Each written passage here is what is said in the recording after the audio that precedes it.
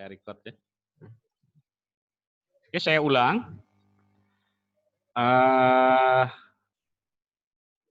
Untuk mengukur tegangan, ya, caranya, jika itu DC ya, probe positif daripada alat ukur kita, DC voltmeter ini, kita sambungkan ke kutub positif daripada sumber tegangan. Kemudian yang negatifnya kita sambungkan dengan negatif. Jadi kalau secara rangkaian gitu ya, seperti ini nih yang sebelah kanan. Gitu. Ya, ini sangat sederhana ya. Nanti kalau mengukur arus itu beda lagi.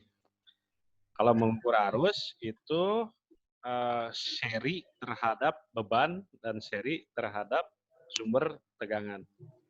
Sumber arus lah ya kalau arus.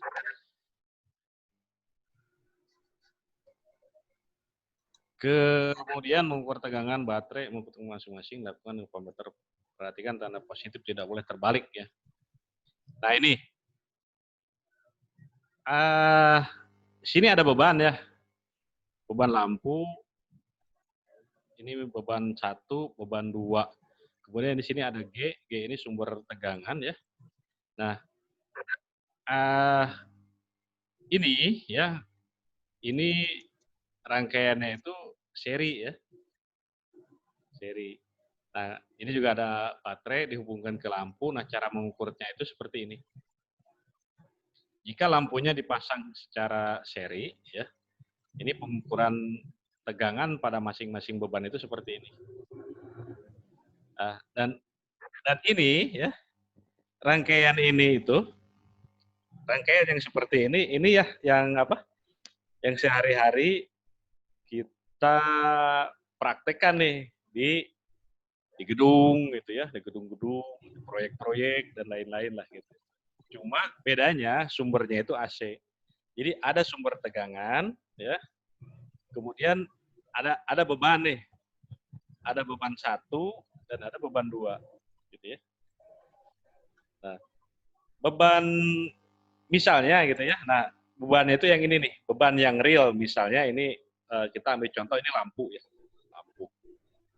Nah, kemudian yang ini itu beban yang diakibatkan oleh rugi-rugi pada kabel, ya, pada kabel atau konduktor dan lain-lain lah gitu ya.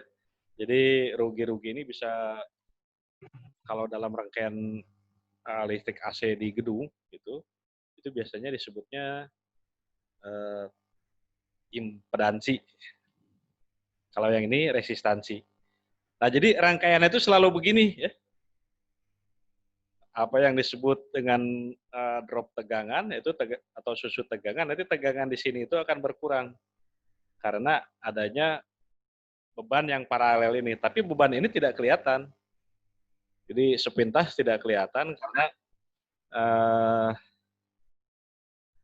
karena beban itu berupa tahanan pada kabel atau konduktor. Nah, tahanan kabelnya sendiri itu seperti apa nanti kita bahas di setelah ini ya. Ini yang kuning ini kesimpulan ya. Jadi alat ukur tegangan listrik adalah voltmeter. Kemudian ini satuan ini ada fraksinya, yang ini ada MP. MP ini milivolt. Jadi mili itu 1/1000 volt ya, atau 0,001 atau 10 pangkat min 3. Ya. Ini dijelaskan. Kemudian ada juga kV ya, kV atau kilovolt. Itu besarnya itu 1000 volt atau 1 kali 10 pangkat 3. Kemudian ada MP. MP itu megavolt ya, 1.000.000 volt ya, atau 1 kali 10 pangkat 6.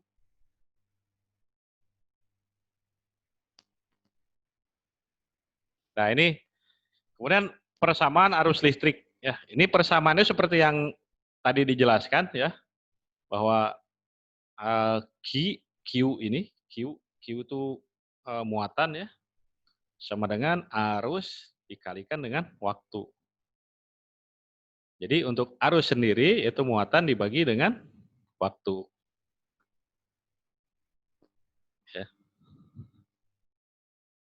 Jadi kurang lebih seperti itulah ya.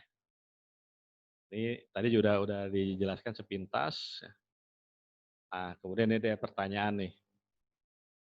Muatan sebanyak 0,24 coulomb bergerak selama 2 milidetik. Hitung besarnya arus dan jumlah elektron.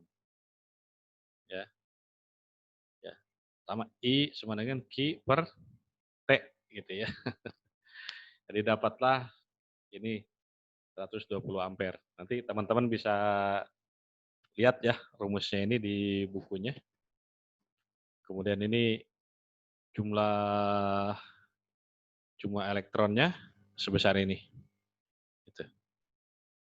Kalau ada yang lupa bisa review lagi nanti ke belakang ya. Nah ini arus listrik pada penghantar logam. Nah ini aplikasinya kalau di proyek ya, banyak ya. Arus listrik pada penghantar logam. Ya, bisa. Kalau di proyek ya ada 2 macam yang sering digunakan itu logam apa ya?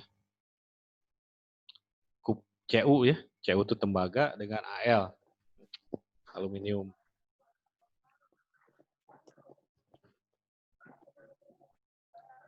Logam merupakan penghantar listrik yang baik. Ya,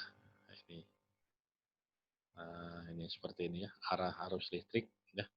Kemudian arah gerakan daripada elektron. Jadi gerakan elektron ini berlawanan dengan gerakan arah arus listrik. Nah, kemudian ini yang basic ya, ini basic juga cara mengukur arus listrik. Jadi waktu dulu kita kalau praktek gitu ya, praktek elektronika itu kita dikasih alat yang namanya ampometer, ampere, volt, dan ohmmeter. Bisa juga disebut dengan multitester. Nah, seringnya alat-alat itu rusak ya. Rusak karena ketidaktahuan kita dalam mengukur. Ya, apalagi kalau disuruh melakukan pengukuran arus ya biasanya sering jebol lah itu. Ampere meter yang kalau voltmeter juga sama ya. Biasanya yang ohmmeter yang sering rusak itu. Kita sudah mengukur resistor kemudian mau mengukur tegangan lupa tidak memutar selektor switch-nya. Mana ya? Saya juga punya ya multimeter tapi lupa lagi nyimpennya. Ini simbol instrumennya seperti ini. Ini ada huruf A dalam bulatan ya. Ini secara terminologi ya, A ini ampere gitu ya. Kalau bulatan ini biasanya lambang instrumen. Cara meletakkannya itu seperti ini. Jadi ini sumber tegangan. Sumber tegangan, kemudian ini ada ampere meternya. Ya, kemudian ini ada beban. Jadi si ampere meter itu diletakkan secara seri terhadap beban dan sumber arusnya. Jadi kita bisa cek ya perbedaan nih kalau mengukur tegangan rangkaiannya paralel. Kalau mengukur arus rangkaiannya seri. Ini yang perlu teman-teman camkan baik-baik ya. Jadi untuk mengukur beda potensial atau tegangan, ya posisi dari instrumen kita itu paralel terhadap beban atau sumber tegangan. Tapi untuk mengukur ampere, ya instrumen kita ini dipasang secara seri, ya, untuk mengukur arus ya secara seri. Untuk kawan-kawan yang misalkan baru belajar, ya rangkaian seri itu seperti apa? Seperti ini nih, seri atau deret. Ke sini dulu, kemudian ke sini. Jadi arus yang mengalir di sumber tegangan, di alat ukur dan di beban itu arusnya sama. Jadi untuk mengukur arus pada rangkaian ini, ya dengan membaca meter ya, ampere meter ini bisa diketahui. Tapi ini kawan-kawan tolong diingat, ini hanya contoh saja ya. Nanti kawan-kawan jangan praktekkan ini di rumah gitu. Karena ini contoh untuk mengukur arus DC ya. Untuk AC juga sama seperti ini ya. Cuma alat ukur itu dia punya batasan, punya kemampuan ya. Kalau yang di apometer ini saya tidak tahu range-nya berapa ya dia, tapi kisarannya itu di miliampere. Ya, kalau 1 ampere juga dia sudah tidak mampu. Nanti ada tekniknya ya, bagaimana cara mengukur arus listrik yang lebih dari 1 ampere menggunakan apometer. Tapi tidak dibahas di sinilah gitu ya. Yang penting secara prinsip ampere meter ini dipasang seri terhadap beban dan sumber arus. Ini yang kuning ini kesimpulannya, alat ukur arus listrik adalah ampere meter. Ada ampere meter analog dan ampere meter digital gitu ya. Saat melakukan pengukuran arus kita harus sesuaikan. Nah, ini 1 mikroampere. Mikro ini 1/10⁻⁶. Terus 10⁻⁻⁶. Terus ada miliampere, ada ampere, ada kiloampere, ya, ada megaampere. Sama seperti tadi.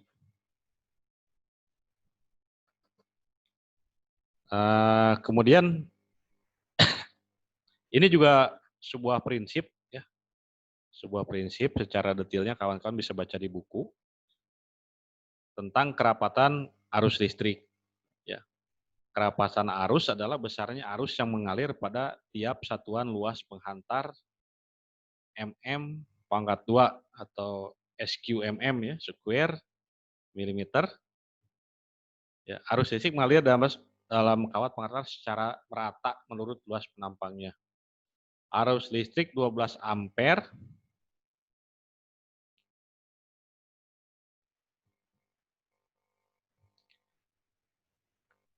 mengalir dalam kawat berpenampang 4 milimeter persegi, maka kerapatan arusnya 3 ampere per milimeter persegi. Ya, ketika penampang penghantar mengecil, maka kerapatan arusnya menjadi 8 ampere ya. Kalau dari 3 menjadi 1,5 nih ya. Jadi ini jadi 8 ya, 8 ampere per milimeter persegi ya. 12 ampere per 1,5 milimeter persegi. Ini gambarnya sebagai ilustrasi ya. Ini di penampang lebih besar, kemudian jadi penampangnya diperkecil. Ya, ketika penampangnya diperkecil, maka kerapatan arusnya ini akan meningkat. Ya, arusnya tetap sama, cuma kerapatannya ini akan lebih tinggi. Ya sama juga ya, kalau kita menempatkan kelereng gitu ya, kelereng di dalam ember gitu ya, kelereng di dalam ember ya, kemudian kita masukkan kelereng itu ke dalam gelas gitu. Nah, kalau kelereng tidak akan muat, ya. Tapi kalau elektron, elektron muat. Cuma dia makin rapat. Kalau kelereng nggak muat, jadi kerapatannya pasti tetap sama ya. Kalau ini boleh dibilang dikompres gitu ya, dikompres masuk dari konduktor yang ukurannya besar masuk ke konduktor yang ukurannya kecil.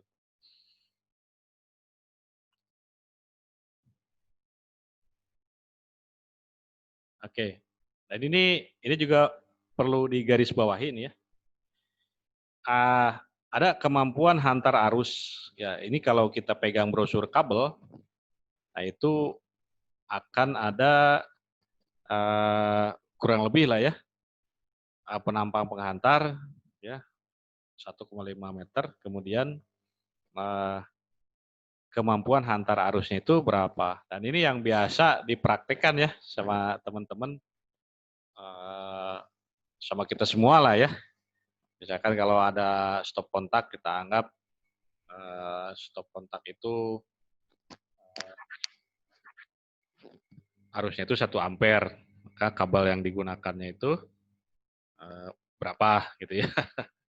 Nah, biasanya pakainya 1,5 atau 2,5 gitu ya. Nah, ini dari mana kita memilih kabel itu? Ya dari tabel ini biasanya. Tabel ini nih biasanya dikeluarkan oleh produsen kabel. Nah, kemudian kerapatan arus akan berpengaruh kepada kenaikan temperatur. Ya, suhu penghantar dipertahankan sekitar 30 derajat Celcius, di mana kemampuan hantar arus kabel sudah ditetapkan dalam tabel kemampuan hantar arus dalam kurung KHA gitu ya. Jadi kabel itu kenapa panas ya? Karena arusnya itu terlalu rapat. Kerapatan arusnya meningkat. Ya, kalau pakai kabel kecil dengan beban yang besar ya biasanya kabelnya itu panas. Kalau panas ini makin naik gitu ya, si tahanan di dalam kabelnya juga akan makin menurun. Tahanan menurun, beban makin tinggi, ya ini terus naik, ya sampai keluar api lah gitu. Makanya itu yang apa? Yang tidak kita harapkan. Jadi kalau kita memilih kabel, ya disesuaikan dengan kemampuan hantar arusnya. Nah ini yang tadi ya, persamaan kerapatan arus ya dilambangkan dengan J ya sama dengan I per A. A ini mewakili luas ya, penampang kawat ya, milimeter kuadrat. Ini luas penampang kawat lah secara apa? Secara lengkapnya. Di sini ada contohnya. Ya. Ini gambar apa ya? Oke.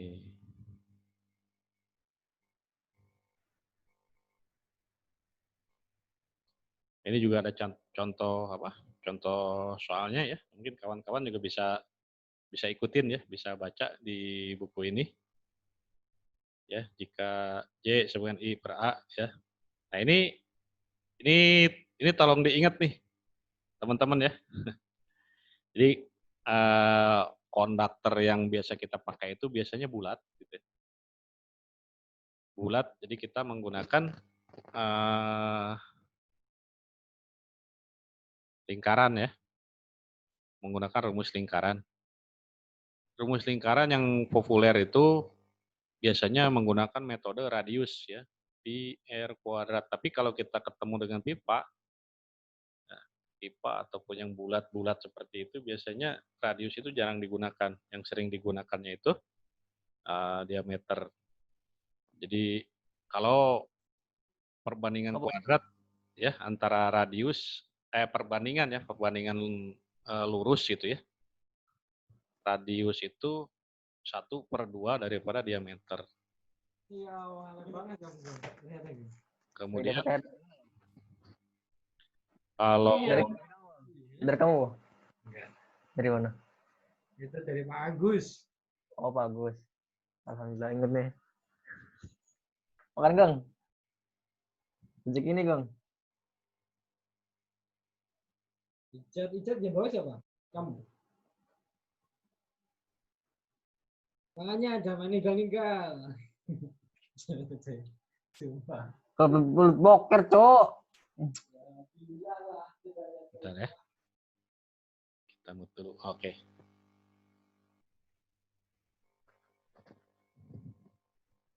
Nah ini luas dari lingkaran itu ya bisa V dikali R pangkat 2. Kalau yang diketahuinya diameternya 2 kali daripada radius. Kalau dikuadratkan ya, dikuadratkan itu jadi 4/4. Makanya kalau D ya, di sini biasanya 1/4 kali V kali D pangkat 2 atau 0,25 kali V kali D pangkat 2. Ini P-nya juga biasanya sudah tetap ya, P itu 3,14 dikalikan 0,25. Jadi kalau rumusnya juga kalau kawan-kawan nanti pakai Excel atau apa juga ini bisa langsung ketemu ya. 3,14 14 dibagi 4. 0,625 itu kalau nggak salah ya. Ya, ini kemudian ini kesimpulan ya, kerapatan arus adalah kerapatan arus yang melalui suatu penampang pengantar dalam satuan ampere per milimeter pangkat 2. Kerapatan arus berpengaruh pada pemanasan kabel. Nah, kemudian ini ya. Ini tahanan pada penghantar ini juga aplikasinya itu sangat luas ya. Sangat luas di dalam pendistribusian tenaga listrik di dalam bangunan. Jadi dari rumus yang sederhana ini bisa menyelesaikan masalah-masalah yang rumit nih di dalam sistem pendistribusian listrik di dalam bangunan.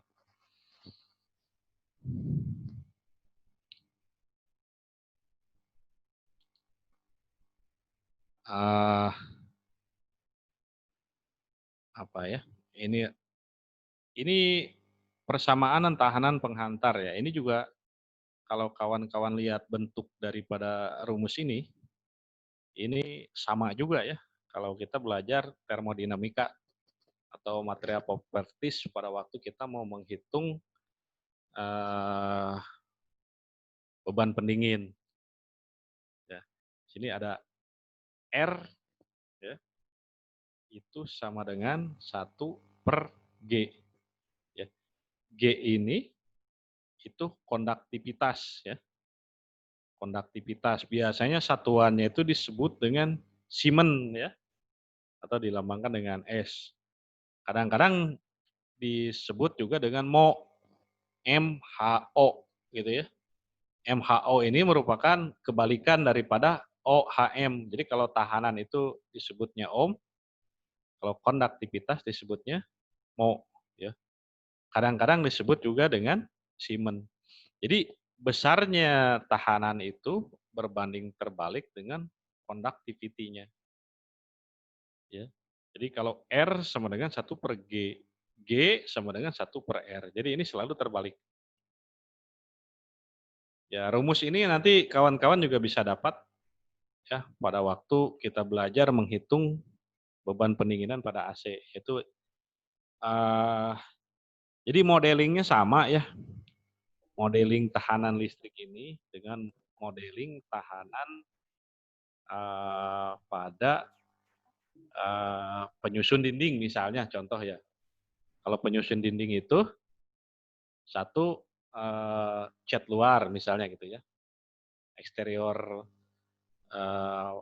painting, kemudian ada acian, kemudian ada plesteran, kemudian ada bata, pasangan bata merah, kemudian ada plesteran lagi, kemudian ada acian, kemudian ada cat cat interior. Kalau dirangkaikan, kalau disimbolkan gitu ya, ini akan membentuk sebuah rangkaian tahanan seri. Tapi yang dibicarakan bukan tahanan listrik ya, tahanan terhadap thermal gitu ya. Jadi ada R1, R2, R1 paralel, R2, R3 dan selanjutnya lah. Gitu. Nah, ini besarnya R ini itu berbanding terbalik dengan besarnya tahanan ini berbanding terbalik dengan conductivity-nya. Kalau conductivity itu apa ya? Kemampuan untuk menghantarkan ya, disebut conductivity. Kalau resistansi yaitu nilai tahanannya gitu ya. Jadi antara kemampuan melewatkan dengan kemampuan untuk menghambat ini berbanding terbalik. Ya, satuannya biasanya disebut dengan ohm atau dilambangkan dengan omega. Oke, ini contoh soalnya ya. Ini salah satu ya, kalau 2 ini sekian, ini perbandingan terbalik ya, 1/4 25, 1/6 sekian, 1/10 0,1 gitu. Nah ini hukum ohm ya. Ini hukum yang sangat basic dan sangat aplikatif nih di apa? Di sistem pendistribusian listrik maupun di elektronika. Jadi yang kalau kita pertama kali belajar itu pasti belajarnya rangkaian DC ya. Jadi modelingnya seperti ini G ini sumber tegangan ya atau generator gitu ya. Eh, Sumber tegangan, kemudian ini ada arus yang mengalir di sini, kemudian ini ada beban, kemudian di sini ada beda potensial.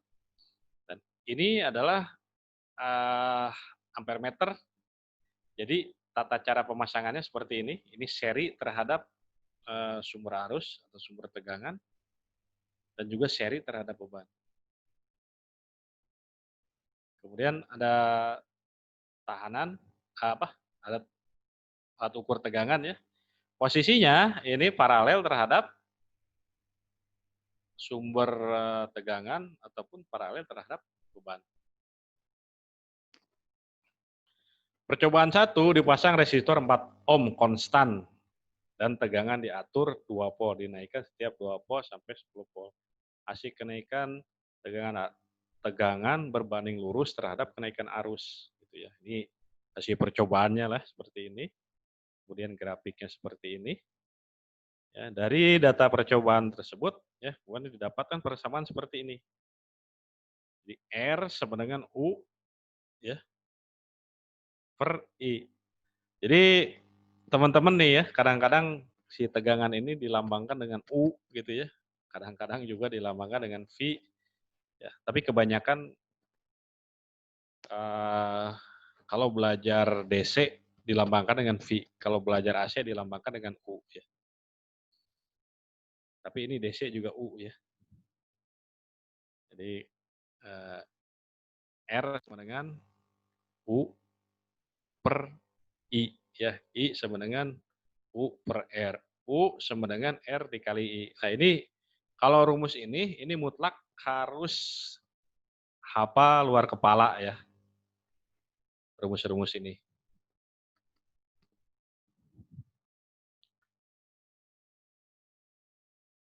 Ini ada waktu berapa menit lagi ya? 5 menit lagi ya. Ini kita sampai ketahanan konduktor lah kayaknya ya.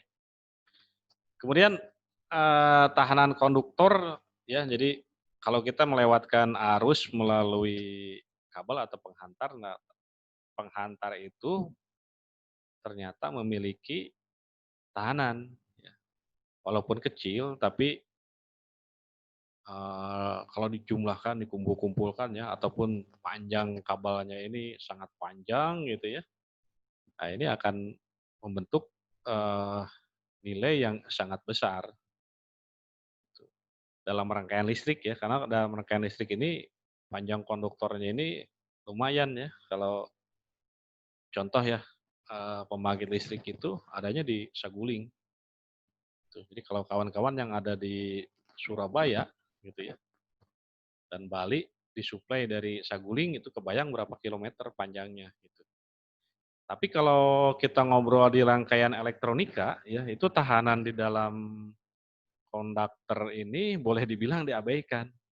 Contoh ya, kita punya HP gitu ya.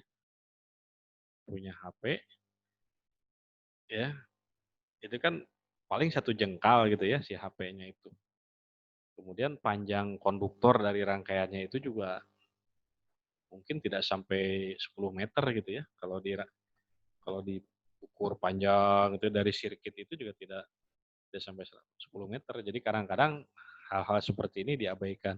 Kecuali kalau di elektronika itu pada antena ya.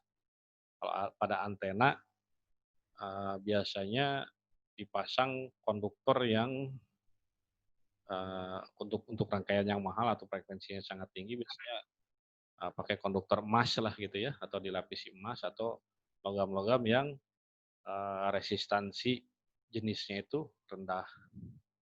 Kemudian tahanan konduktor itu dipengaruhi oleh 4 faktor. 1 ya, berbanding lurus terhadap panjang penghantar. Makin panjang penghantarnya itu, tahanannya itu akan makin naik. Ya. Kemudian berbanding terbalik dengan penampang penghantar. Kalau penampangnya itu kecil dibandingkan dengan yang besar gitu, yang kecil ini tahanannya itu lebih tinggi daripada yang besar. ya, yang besar tahanannya lebih kecil dibanding dengan konduktor yang ukurannya kecil. Kemudian jenis dan bahan penghantar ya, contoh ya, besi itu berbeda tahanan jenisnya dengan aluminium, berbeda dengan tembaga. Jadi besi, aluminium, tembaga. Mana yang tahanan jenisnya lebih besar itu besi lebih besar daripada aluminium, kemudian aluminium lebih besar daripada tembaga. Kemudian yang keempat adalah temperatur penghantar. Nah, nah ini tabel ya, ini menggambarkan yang kita obrolkan tadi. Jadi ada bahan, ya, kemudian ada konstanta, kemudian ada panjang, ya, tembaga, ya, elektronnya lebih sedikit. Ini apa? Ini besi mungkin ini ya. Dan elektronnya bebasnya banyak tembaga. Kemudian panjang konduktor, ya, ini yang kecil, yang pendek, ya lebih kecil resistansinya dibandingkan yang panjang. Yang besar, ya itu resistansinya lebih kecil dibandingkan dengan penampang yang kecil. Jadi yang maka didapatlah rumus seperti ini. Gitu. Biasanya kalau kerapatan-kerapatan ini biasanya dilambangkan dengan rho, ya. Rho itu hambatan jenis atau tahanan jenis, ya. Nah, ini tahanan jenis konduktor ya, dilambangkan dengan rho. Kemudian tahanannya sendiri itu R, rho dikalikan dengan L. L adalah panjang, kemudian dibagi dengan A. A ini luas. Di sini penampang konduktor ya. Kalau lengkapnya ya, luas penampang konduktor dalam satuan milimeter pangkat 2.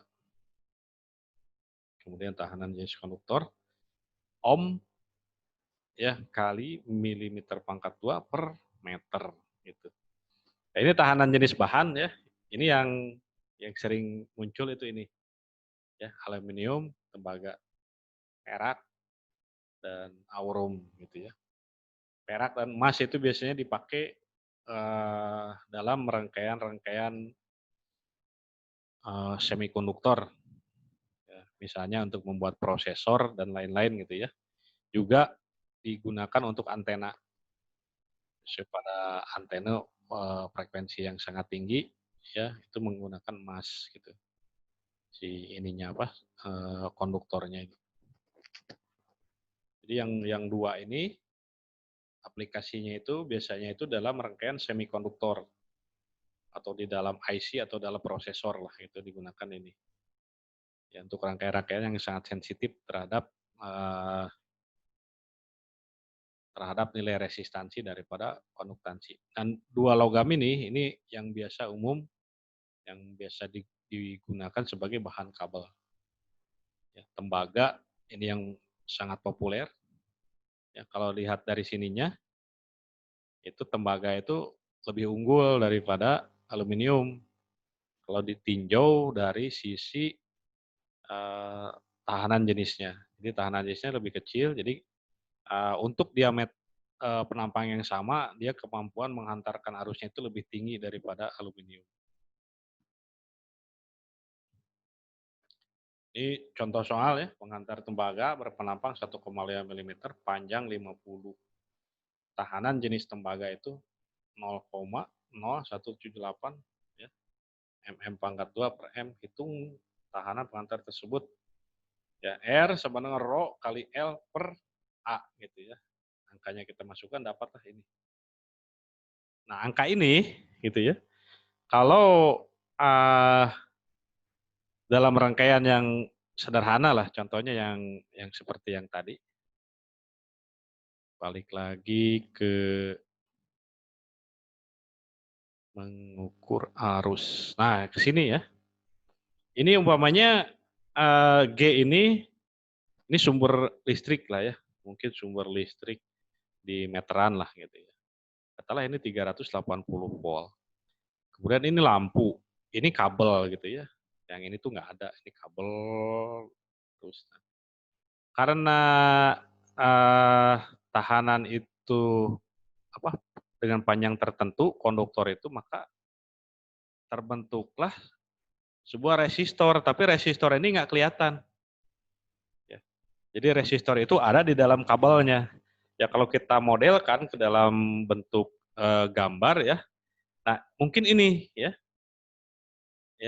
ini beban realnya, beban lampunya, nah ini mungkin tahanan dari kabelnya itu, sehingga terjadi susut tegangan ya. Jadi kalau di sininya 220 volt lah misalnya gitu ya, nyampe ke sininya itu 220 volt kurang sedikit. Ya. Nah, kurang sedikit ini kurangnya berapa persen? Nah, itu yang biasanya dihitung ya oleh insinyur-insinyur ya listrik arus kuat gitu. Seringnya itu praktek di proyek ya, baik itu proyek di perencanaan atau pelaksanaan, itu selalu membandingkan mencari nilai tahanan daripada kabel. Bagaimana cara mencarinya? Apakah menggunakan ohmmeter atau bagaimana? Biasanya tidak seperti itu. Jadi biasanya kita melihat tabel yang dibuat oleh manufakturer. Di situ dicantumkanlah berapa tahanannya, gitu. Tahanan kabelnya per kilometer. Jadi kalau per kilometernya berapa, nanti kalau panjangnya misalnya 100 meter berarti 1/10-nya. Kalau 50 meter berarti 1/20-nya. Gitu. Ya kurang lebih seperti itu. Nanti dapatlah nilai R-nya itu berapa gitu. Tapi karena kalau untuk listrik di dalam gedung itu menggunakan apa namanya ya, listrik bolak-balik ya. Jadi rumusnya lebih kompleks lah daripada ini. Tapi secara prinsip sama. Jadi kalau kita mengerti prinsip ini, maka kita juga akan bisa mengerti prinsip perhitungan untuk arus bolak-baliknya. Balik lagi ya.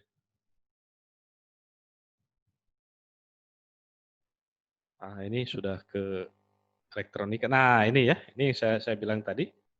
Ya. Ini rangkaiannya itu akan membentuk seperti ini. Ada R1, R2. R2 ini beban yang sebetulnya misalnya lampu, kalau di rumah blender, itu komputer itu ya. Ini akan memiliki resistansi gitu ya. Yang ini tuh kabel gitu ya. Resistansi kabelnya. Dan rangkaiannya itu selalu seperti ini. Kalau di listrik bolak-balik itu mungkin dinamakan dengan impedansi. Nanti ya kalau di pertemuan berikutnya kalau ada umur, ada waktu ya kita lanjut ya untuk arus bolak-baliknya. Tapi secara prinsip ya gambar inilah gitu yang harus ada di kepala kita nih. Gitu. Jadi ada resistor yang mewakili beban listriknya itu, kemudian ada resistor yang imajiner gitu. Itu bukan imajiner juga ya. Ada resistor di dalam kabel sehingga tegangan yang diantarkan ke sana itu menyusut gitu. Kalau di puil itu diperbolehkan menyusut. Asal puil itu persyaratan umum instalasi listrik ya. Diperbolehkan menyusut ya selama nilainya itu tidak lebih daripada 4%. Ya, jadi kalau tegangannya 380 pasang ke pasang gitu ya. Di sumbernya, nah di ujungnya itu boleh berkurang sampai 40%. Kurangnya ini karena apa? Ya karena tahanan pada konduktor tadi. Mungkin saya cukupkan sekian ya. Silakan kalau ada yang apa? Ini unmute semua ya. Silakan kalau ada yang apa? Ada yang mau bertanya gitu ya. Kalau bisa saya jawab, bisa saya jawab. Kalau tidak bisa, ya nanti saya cari dulu ya jawabannya. Karena saya juga sebagian besar sudah lupa lah gitu.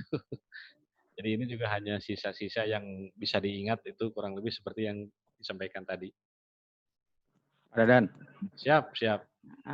Itu tadi kan saya ada nanya itu mengenai kabel 2 penghantar dan kabel, kan ada tuh tadi ada kemampuan antar arus itu, misalnya kabel 1,5 KHA-nya itu misalnya di 2 penghantar, kabel 2 penghantar dia 16, sekian ampere. Di kabel 3 penghantar jadinya cuma 15. Itu maksudnya itu penghantaran itu bagaimana ya Pak? Dan kenapa bisa berbeda gitu. Pengertian penghantar di situ kan ada tabel kita tadi tuh. Sebentar ya. Ada tabel kita tadi tuh. Yes. Jumlah pengantar 2. Jumlah penghantar 3 ya. Itu tabel ini sih misalnya ya Pak, kalau rangkaiannya itu misalkan kita mau menyalakan lampu. Ya. Yang menyalakan lampu itu biasanya kita perlu penghantar ya. Biasanya penghantaran itu ada 2 yang nyampe ke sana itu ke apa? Dari sumber sampai ke beban. Itu penghantar yang L gitu ya. Dengan penghantar yang N. Ya, kalau nggak salah ya. Ya. Jadi L1, L2, L3 atau kadang-kadang disebut dengan R, ST, L ini lain lah gitu ya. Atau pasa gitu ya. Kemudian ada lagi, satu lagi netral gitu ya. Jadi untuk menyalakan lampu biasanya perlu 2 penghantar. Nah seperti ini penghantar yang positif, kemudian penghantar yang negatif gitu. Kurang lebih seperti itu. Nah kalau untuk menyalakan motor 3 pasa diperlukan 3 penghantar gitu Pak. 1, 2, 3. Ini kalau saya nggak salah lah ya. Nanti kita coba cari ya Pak ya. Kita coba cari di sebentar ya. Saya cari di brosur ya. Di brosur tuh seperti apa sih? Gitu. Yang tadi itu mengutip dari brosur itu sebetulnya ya. Tapi susah juga ya.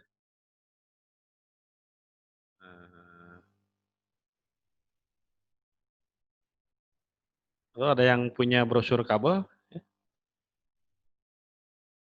Bentar, saya cek. Ini di sini. Kita cek.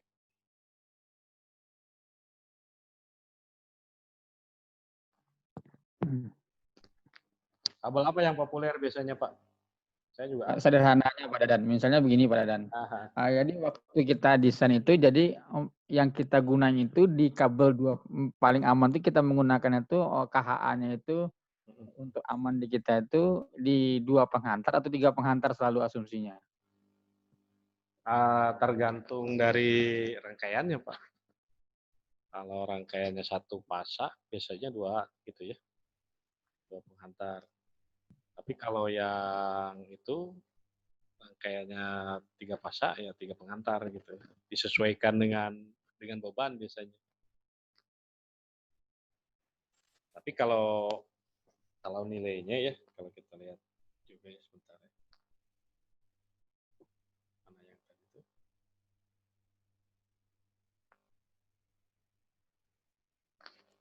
Kalau yang kemampuan antar arus, nah ini juga nilainya tidak terlalu signifikan lah besarnya Pak gitu ya. Kemudian ada juga kalau di sana itu di tabel KH itu dia juga dicantumkan pada suhu berapa derajat Celcius gitu. Coba lihat yang di sini ya. Di sini juga ada ya keterangan suhu itu.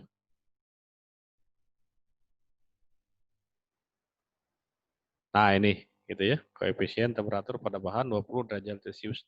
Jadi kalau kita lihat brosur tersebut juga ya, di situ ada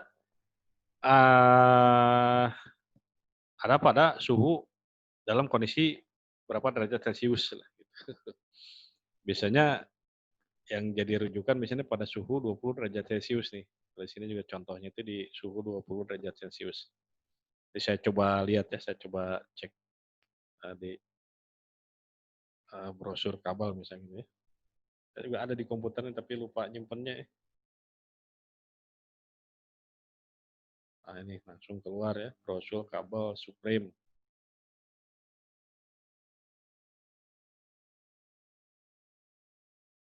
Nah kalau kita mengerti konsep rangkaian DC ini, yang AC juga tidak terlalu rumit. Ya hanya kalau yang AC itu, kalau yang sini kan ada resistansi ya. Nah, kalau yang AC itu disebutnya itu dengan impedansi. Impedansi itu sendiri terdiri daripada resistansi ya dengan reaktansi. Nah, reaktansi ini terbagi menjadi dua ya. Reaktansi induktif ya dengan reaktansi kapasitif. Nanti kita, kalau ada waktu kita bicarakan ya gitu ya. Tapi sederhananya gitu ya, dari tiga komponen itu disebut dengan impedansi, biasanya dilambangkan dengan huruf Z ya. Inilah tahanan kabel tersebut. Bentar ya. Nah ini kabel metal.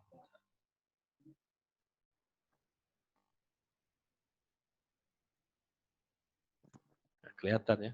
Oh, ini PDF juga. Kabel metal Indonesia.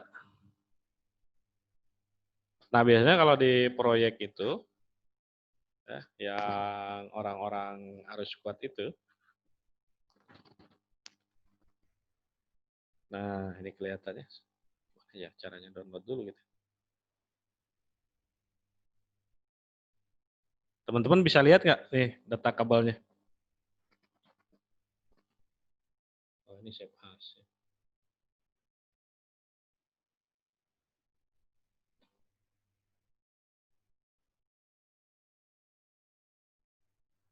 Nah, sini ya. Oke.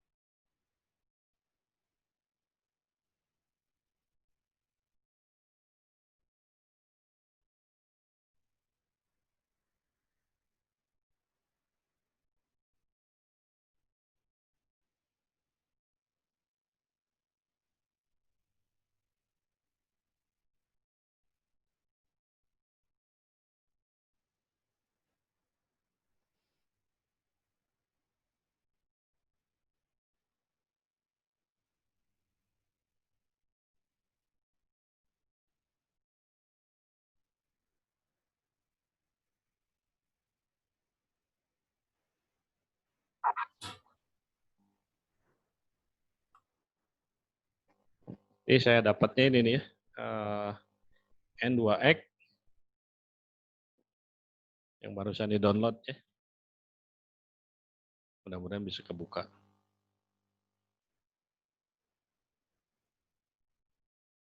Nah ini yang tadi kita bicarakan tadi ya. Betul. Ini ada apa ini? Ini A ya, kalau yang tadi A. A itu luas penampang. Kemudian ini ada overall diameter. Overall diameter juga ini bukan diameter per pasanya, ini bukan, kayaknya buat semuanya. Diameter ini nih yang apa? Merahnya ini. Oke, ini data, ini physical property ya. Ini dimensi panjang lebar, kalau ini apa? Diameter dan lain-lain. Kemudian, nah ini ada fire resistant dan lain-lain. Ini physical property. Nah ini electrical properties-nya nih. Nah ini kan Betul. ada DC resistan, ada AC resistan gitu ya. Iya. Nah AC resistan itu yang tadi itu Pak. Saya juga nggak tahu ya kalau di Indonesia itu rata-rata seperti ini, tapi kalau brosur-brosur yang dari luar itu ada reaktansi kapasitifnya ada, ya. Kemudian reaktansi induktifnya ada, kemudian ada impedansinya juga ada. Kalau di Indonesia yang agak lengkap itu merek kabel Xtrana ya kalau nggak salah itu. Merek kabelnya Xtrana itu agak lengkap ininya. Kemudian ini ada induktansi ya. Induktansi itu kumparan gitu ya. Kumparan atau lilitan itu satuannya Henry. Ini ada sekian milihenry per kilometer. Ya, ada ini nilainya. Nah ini ada carrying capacity ya. Carrying capacity kemampuan hantar arus yang tadi itu Pak. Kalau di sini disebutkannya itu 152, ini satu ini perbedaan di udara dengan di tanah. Kemudian ini ada arus hubung singkat ya, pada 1 detik. Ya, datanya seperti ini. Biasanya boleh kita ambil yang ini, boleh kita ambil yang ini. Ya. Kalau biasanya mana yang paling apa? Yang paling kecil sih dilihatnya Pak. Ya. Kalau 152 dengan 146 ya. Kalau kabel ini kan jenis kabel tanam ya. Kalau lihat ke sininya gitu ya. Ini kan jenis kabel tanam. Tapi kabel tanam ini juga kan sebagian ditanam kali kalau masuk ke ruang panel dia sudah nggak ditanam lagi ya gitu ya. Betul Pak. Betul nggak? Betul, Ya, betul, ini betul. ruang genset ada di dan ruang trapo lah ada. Kalau ini dari trapo biasanya. Ini apa ya? Ini kabel MP ya, kabel tegangan menengah ya. Nah ini misalkan Iya Pak. dari PLN-nya digantung misalnya gitu ya. Digantung itu kan udara Pak ya. Iya. Dia di-connect tuh. Connect ataupun dari gardu yang lain. Ya dari gardu yang lain juga dia kan tidak ditanam. Kemudian masuk, kas keluar gardu itu baru mulai ditanam. Jadi kabel ini sebagian kecilnya berada di udara. Sebagian besarnya dia ditanam. Gitu. Kalau dipisah-pisah ini sekian meter udara, sekian meter di tanah itu kan agak repot lah ngitungnya, ribet juga. Biasanya ambil yang terkecil, misalkan ini kabelnya di grounded ya, di dalam tanah, kita ambil yang ini, datanya yang ini gitu. Ya secara sederhananya seperti itu Pak. Kurang lebih seperti itu Pak. Ya. Nanti kalau ada yang kurang-kurang, saya coba belajar lagi lah. Lupa-lupa ingat. Banyak lupa sedikit ingatnya. Karena ini terlalu banyak itemnya ya. Kita belajar ini juga ya. Kalau di lapangan ya kadang-kadang nggak jadi spesialis juga ya. Kalau jadi project manager ME ya harus bisa semua ya Pak. Betul Pak. Makanya kalau saya sih nggak mau detail sekarang, makanya praktis doang. Makanya kalau betul. makanya kalau wes praktis ilmunya aja. Jadi kalau kita udah Betul. betul nggak Pak? Jadi ya Kalau detail mah ada kalau detail kita malah nggak sanggup gitu kan. detail nanti ada orangnya lagi lah yang lebih Iya detail. betul. Tapi secara prinsip itu yang perlu kita pahami ya. Jadi kalau kita mengukur tegangan ya itu dilakukan secara paralel antara instrumen dengan sumber tegangan ataupun beban. Jadi kalau kita di sana tuh ada stop kontak, kalau mau diukur tegangannya kita bisa langsung ya Pak ya, colokin aja kedua lubang itu, bisa ketemu gitu. Tapi kalau mau mengukur arus bagaimana ya? Kalau untuk rangkaian elektronika bisa dengan cara yang seperti tadi. Tapi kalau mengukur arus dengan cara yang seperti tadi, wah langsung meledak itu ininya alat ukurnya itu. Ampometer ini kan kemampuannya itu hanya beberapa miliampere saja. Sementara arus yang mengalir di konduktor itu ya bisa sampai ribuan ampere ya kalau bebannya besar. Ada yang puluhan, ada yang ratusan gitu. Makanya kalau di sana metodenya pakai apa Pak kalau di gedung biasanya ukur arus? Ada yang inget nggak pakai apa kira-kira? Kalau kami mah pakai tang ampere doang, Pak. Di sisi apa? Di sisi kabel pertamanya doang. Jadi kita ngukurnya pakai tang ampere aja. Pakai current transformer. Tang ampere langsung dijepit di kabelnya. Tang ampere. Tang ampere itu apa tuh? Prinsipnya sama dengan current, dengan itu Pak, CT Pak, current transformer. Betul. Jadi tang ampere itu kan ada bagian yang bulat itunya ya, gitu ya. Iya, betul. Iya. Ya. Nah, Betul. itu jadi listrik yang mengalir pada kabel daya Induksi ya. itu kita analogikan ya itu sebagai kumparan primernya gitu. Dan kemudian pada alat ukur kalau bahasa resminya itu biasanya klaim ampere meter ya namanya ya. Iya, Betul. ya, Betul, Pak. Betul. Oke, yang kita jepitkan itu, yang membentuk bulatan itu Ya. itu apanya Pak? Itu sekundernya, gitu. Jadi arus yang mengalir pada kumparan primer, kemudian ada arus yang mengalir pada kumparan sekunder. Ya, karena kalau kebetulan bebannya lagi nyala, gitu ya, lagi dipakai. Nah, itu kan berarti ada resistansi di situ. Biasanya kalau dayanya makin besar, resistansinya makin kecil. Ada arus yang mengalir di sana. Nah, arus yang mengalir pada kabel itu berfungsi sebagai primer ya, kalau di trapo itu. Yang di sana itu sekunder. Nah, terus biasanya kalau primer ke sekunder itu ada prinsip trapo, itu ada step up dan step down ya. Gitu. Kalau tegangannya, kalau current ini, kalau arus ini trapo arus juga sama, ada perbandingan. Kalau primernya sekian, gitu ya, sekundernya berapa? Makanya kalau di sana ada perbandingan kan, betul nggak? Ya, rasio. Ada rasio atau perbandingan gitu ya. 400 per 5, 1000 per 5, ya. Kurang lebih seperti itu. Gitu. Ya. Jadi dengan cara komparasi, ya, arus yang ada di primer dengan arus yang ada di sekunder. Kita bicara masalah prinsip ya Pak ya. Jadi kita tidak terlalu detail ke masalah pemasangan dan lain-lain. Jadi secara prinsipnya itu seperti itu. Nanti misalnya ya yang di primernya itu 100. Yang di sananya itu, yang di primernya itu kalau perbandingannya 105 misalnya gitu ya. Di situ akan terbacanya berapa? 5 kan gitu. Nah berarti untuk ke alat ukurnya itu harus ada rangkaian multiplier ya.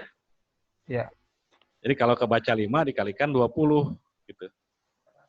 Dikalikan 20 hasilnya jadi kebacanya jadi 100 ampere. Kurang lebih seperti itulah gitu ya. Secara prinsipnya gitu. Secara prinsip jadi yang klaim ampere meter itu dia meraba gitu ya. Jadi di situ ada kumparan yang berfungsi sebagai sekunder ya dengan perbandingan sekian gitu. Nanti untuk pembacaan itu dikalikan atau multiplier dengan angka tertentu ya sesuai dengan perbandingan yang tadi gitu. Jadi berarti kalau bisa disimpulkan berarti klaim meter tentang ampere itu jadinya sebenarnya kayak CT doang itu ya Pak ya? Iya, current transformer. Transformer Pak, transformer. Jadi kalau bentar ya, di sini ada nggak ya transformer? Nah, satu lagi Pak, kalau kita Pak Dadan, pas waktu itu Pak, pas waktu kita gunakan klaim meter, itu kalau kita dipasangnya, kita ngukurnya itu di sisi pasnya sama netralnya hasilnya sama atau enggak ya Pak ya? Sama saya cuma. Biasanya diukurnya di pasnya Pak. Nah, maksudnya kan kita ngukur di pas nih. Kalau kita ukur di netralnya hasilnya sama nggak dia, Pak? Enggak ada, Pak. Siapa Pak Beli ya? Bisa bantu Pak Beli? Iya. Enggak ada, Pak. Hilang. Kalau di netral ada berarti ada kebocoran, ada pasnya geser, Pak. Berarti bermasalah itu. Bentar ya. Nah, Tadi diukurnya pakai- diukurnya di pas Pak ya, Iya. di pace-nya. Bentar ini. Nah, ini transformer Pak ya, ini ya. Iya itu, ya. Oke. Jadi yang kita ngobrolkan ini prinsip-prinsip saja gitu ya. Nanti detail Siap. pemasangan dan lain-lainnya, ya itu belakangan lah gitu ya nanti. Nah, jadi ini adalah sebuah transformer ya. Ini ada gulungan primer, ini ada gulungan sekunder. Kemudian ini ada core atau inti ya. Kalaupun tidak ada berupa besi, perit atau lain-lain gitu, berarti core-nya itu tetap ada Pak gitu. Tetap ada, yaitu apa coba kira-kira? Udara ya. Kabel udara ya. Udara ya. Udara itu juga berfungsi sebagai core gitu. Permeabilitasnya berapa itu tak tersebut? Gitu. Nanti itu apa? Lebih jauh lagi lah gitu ya. Tapi Iya, Pak. secara prinsip ini ada dua gulungan. Gulungan yang pertama kita sebut primer, yang kedua kita sebut sekunder. Nah, kita balik lagi ke kabel ya. Kabel kita lihat di sini. Nah, ini ya. Induktansi. Ya. Jadi kalaupun kabel itu lurus gitu, tetap aja kabel itu ada nilai induktansinya. Betul nggak ya? Sama seperti kapasitor ya. Jadi antara dua kabel, dua penghantar yang paralel dipisahkan oleh kapasitor itu apa ya? Dielektrika ya. Oleh dielektrika itu akan membentuk sebuah kapasitor. Contoh ya, itu kabel sutet membentang di atas tanah misalkan gitu ya. Nah, antara kabel sutet itu dengan tanah itu membentuk sebuah kapasitor gitu. Tapi tidak kelihatan. Ini sama, ini ada pada kabel itu ada induktansinya. Kita balik lagi ke buku tadi ya. Nah, misalnya kabel itu melewati ini. Kabel daya tadi itu kita analogikan sebagai ini. Gulungan ini yang pertama, gulungan primer. Nah, yang bulat itu di toroid ya, yang ada di klem ampere meter atau tang ampere itu adalah gulungan yang kedua gitu. Jadi ketika ada arus yang mengalir di sini ya, timbul induksi berpindah ke sini. Makanya disebutnya CT ya. CT itu current transformer gitu ya. Gitu. Jadi prinsip kerjanya kurang lebih seperti ini. Ya, tentunya harus dikalibrasi dan lain-lain lah gitu ya. Kemudian ada rangkaian elektronikanya sehingga menghasilkan display dan lain-lain gitu. Nah, sehingga jadilah alat ukur tersebut. Cuma prinsip kerjanya sama saja dengan trafo yang ada di adaptor. Yang ada di adaptor kita nih. Sama juga dengan trafo yang ada di bangunan gitu ya. Kemudian sama juga dengan trafo yang ada di radio AM misalnya gitu ya, trafo frekuensi tinggi yang ada di radio AM juga prinsip kerjanya sama seperti ini. Yang membedakan itu besarnya tegangan, besarnya arus dan frekuensinya. Gitu. Tapi secara prinsip begitu-gitu juga. Gitu. Makanya kalau kita paham prinsip ini, ya ketika di elektronika, ya kalau di elektronika itu yang mainnya biasanya frekuensinya gitu. Kalau di listrik yang mainnya itu arus dengan tegangannya. Tegangan untuk di listrik ini tidak berubah-ubah biasanya. Kalau tegangan satu daya 380 ya 380. Kalau berubah juga karena adanya penyusutan. Kalau ada naik juga karena ada gangguan gitu. Kurang lebih seperti itu Pak Joni, Pak Beli ya gitu. Ya kalau ada yang salah juga nanti saya coba belajar lagi ini juga sambil mengingat-ingat gitu ya. Udah apa-apa Pak. Sama-sama Pak. Sama-sama mengingat belajar nih Pak. Balik back to basic Sama-sama Pak. belajar kita. Sama-sama belajar kita Pak. Beneran. Ini kita ada yang salah. kita ngobrol tadi ya, ini transformer nih, gitu ya. Ini ada 1 fasa, 3 fasa, ini ada trafo ukur ya. Di buku ini juga sebetulnya sudah ada ya, Pak. Gitu. Ya. Tapi yang tadi ditanyakan current transformer ya, ini juga bagian daripada transformer gitu. Ya, trafo ukur itu betul. Nah, trafo ukur 3 fasa, ada trafo 1 fasa. 1 fasa itu yang kayak gimana ya? Ya kayak yang di adaptor lah, kalau di rumah kita adaptor zaman dulu ya, bukan adaptor zaman sekarang. Zaman sekarang itu sudah pakai switching, Semikonduktor ya. pakai semikonduktor. Ini yang betul-betul trafonya induktor aja gitu ya. Yang tegangannya itu yang frekuensinya 50 Hz. Kalau zaman dulu kan ada adaptor ya, sekian volt gitu. Ini 1 fasa, ada yang trafo kecil, ada trafo khusus. Yang tadi kita obrolkan itu, ini yang di sini Pak. Tapi sama saja, prinsip kerjanya itu tetap aja seperti itu. Ya. Balik ke basic ini Pak. Oke. Sekarang banyak masalah ini, kita balik hitungan ke dasar. Betul. Kayak kemarin yang terkait itu Pak, kayak impedansi itu juga sekarang kan jadi balik ke situ lagi, terkait Cosby kan balik ke situ lagi hitungannya. Oh, betul. Iya. Ya. Nantilah kalau ada waktu, nanti kita sambung lagi. Sambil saya juga belajar mengingat lagi nih. Sama-sama Pak. Sebagian udah lupa lah, udah banyak banget lupa. Sama-sama Pak Dadan. Ada lagi?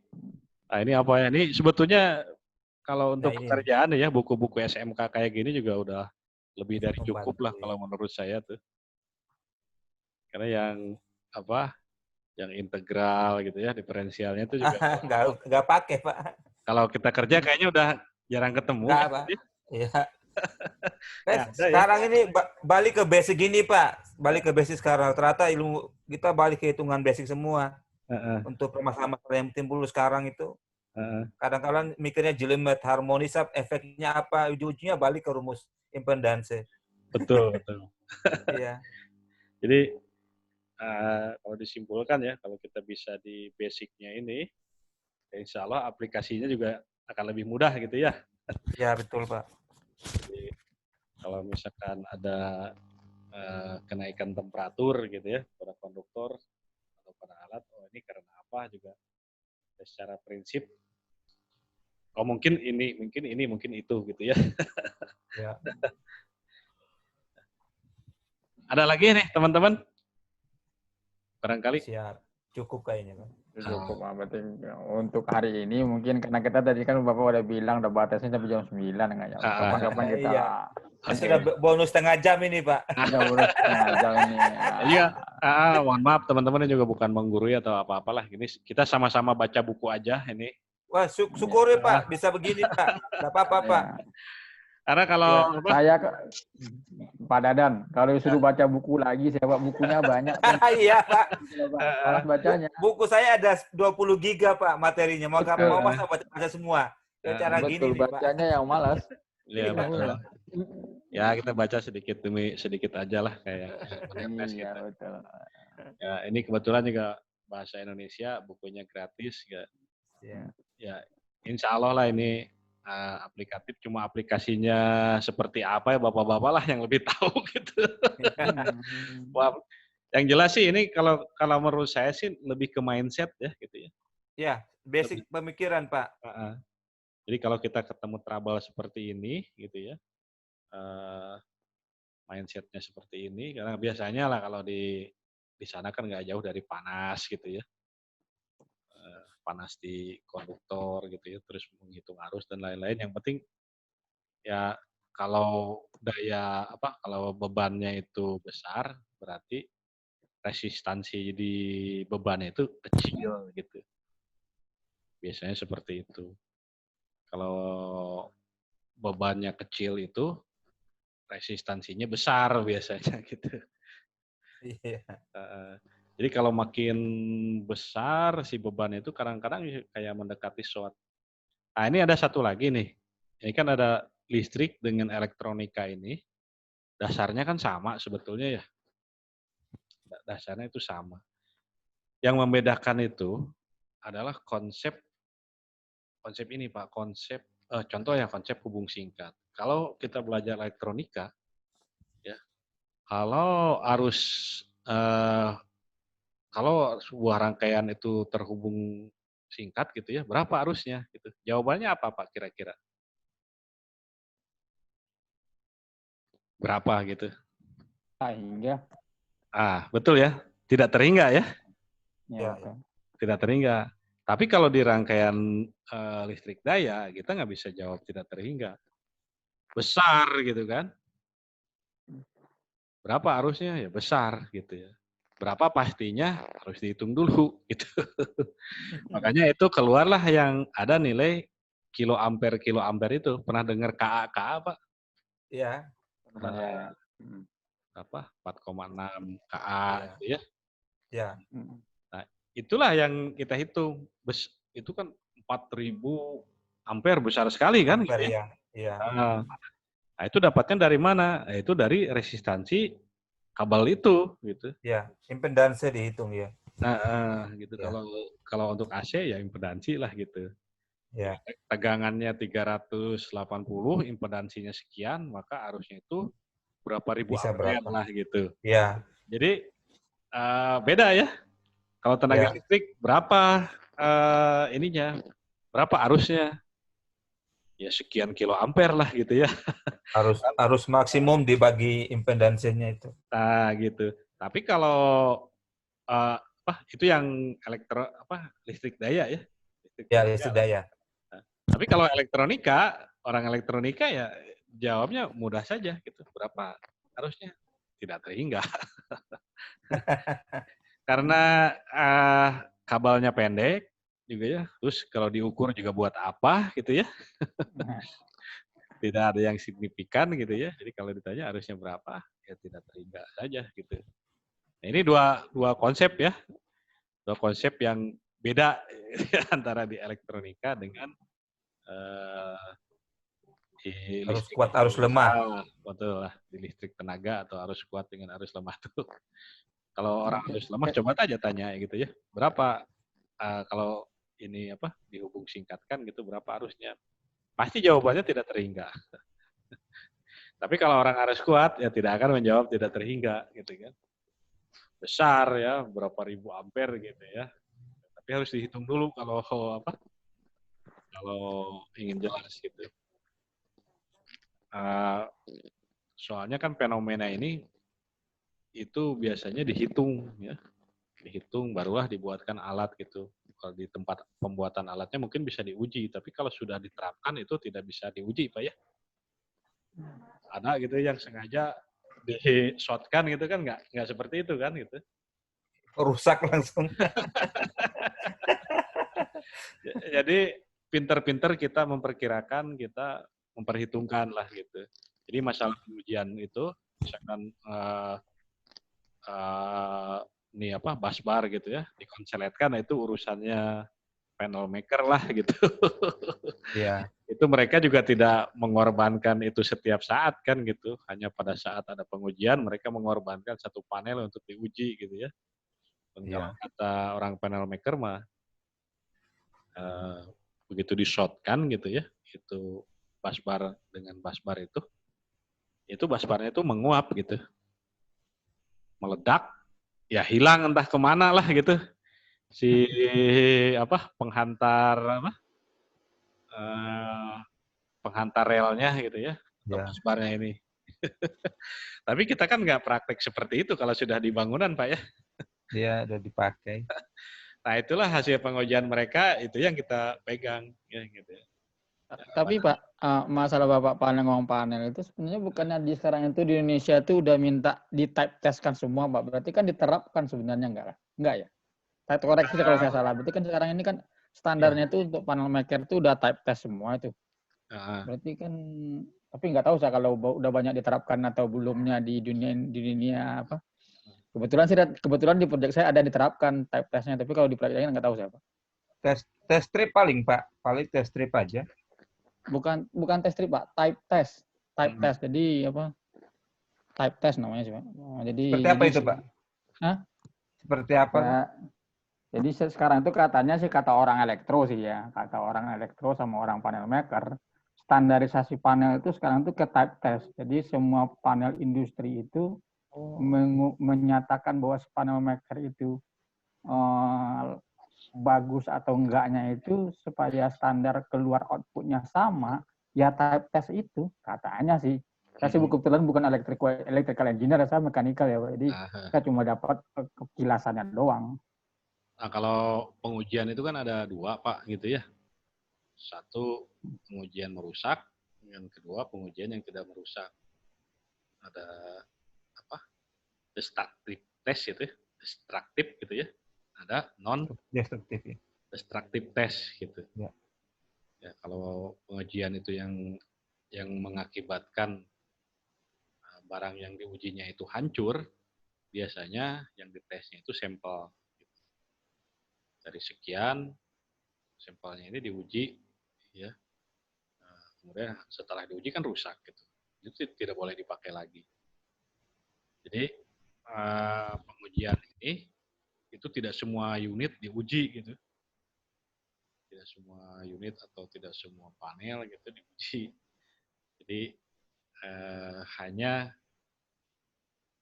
kalau yang sifatnya merusak mungkin hanya 1 per sekian lah gitu, atau sebelum keluar sertifikat itu dibuktikan dulu dengan pengujian. Kalau misalnya ternyata oke, ya baru keluarlah itu sertifikatnya. Saya pernah lihat video pengujian itu yang di ABB ya kalau nggak salah ya, orang ABB. Dia perlihatin gitu, ini pengujiannya di mana, di Korea katanya gitu ya. Di Korea itu ada laboratorium khususnya lah untuk menguji. Jadi si panelnya itu begitu di busbarnya ini dihubung singkatkan, entah caranya juga seperti apa, saya juga kurang tahu ya. Kelihatan si panel itu bergetar gitu ya. Tapi tidak hancur berkeping-keping gitu. Tapi pas dibuka pintunya gitu, ya sebagian itunya hilang, sebagian busbarnya itu hilang. Mungkin kayak di struktur juga gitu kan, ada pengujian kolom kekuatan itu juga tidak dengan cara dihancurkan kan gitu, ada teknik-tekniknya lah gitu. Oke, Bapak-bapak, mungkin dari saya cukup sekian ya. Ya, siap. Terima kasih Pak. Ya. Kita cukupkan sekian. Terima kasih Pak, terima kasih. Assalamualaikum warahmatullahi wabarakatuh. Waalaikumsalam warahmatullahi wabarakatuh. Siap Pak Dadang, terima kasih.